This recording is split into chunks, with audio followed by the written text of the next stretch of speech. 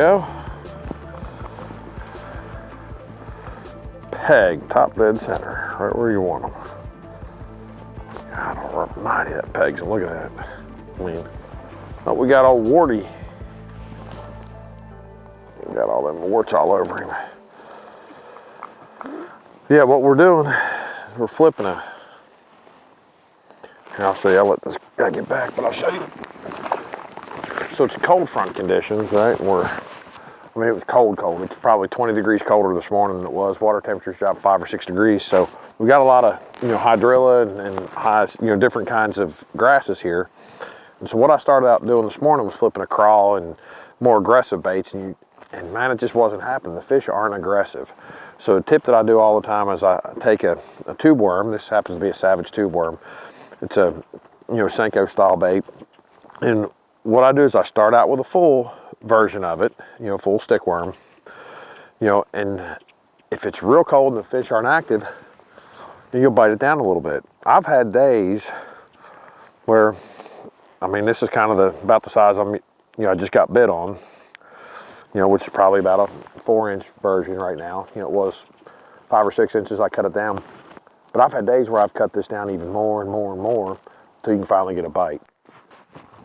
Yeah, so what we've got is, this is my first time on this body of water, and so what we've got, it is a thick, beautiful hydrilla mat. And, it doesn't seem to be real hollowed out underneath. So when you have that condition, they just don't have anywhere to swim around underneath it.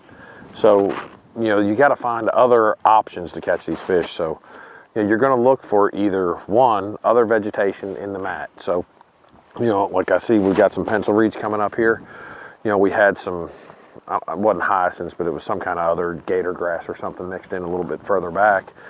Anytime you see those irregularities, what they'll do, or other grasses, it's a different stalk system. And so, they don't always blend seamlessly, so they'll create some gaps. And that's a good place for fish to be.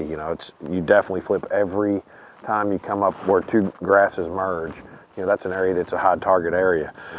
So we caught a fish a minute ago where there were some overhangs. A tree was overhanging. Well, the hydrilla couldn't get wrapped in around the branches. So the branches kind of created a canopy for actually to keep the hydrilla from penetrating, right? So it created a little hole in there, and I pitched in there, and there was one sitting in there. So, when you have a hydrilla mat that's not ready, meaning, in the South, we're kind of used to the hydrilla mats crusting over, and then we catch them on a frog or we catch them flipping.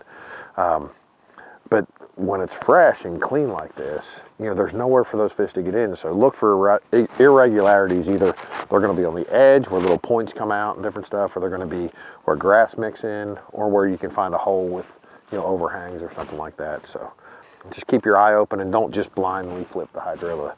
If you do those things, you'll, feel like you'll catch a few more. Immediately you think of, if you're going to downsize for a cold front, you think of, light line and spinning rods and all that kind of stuff.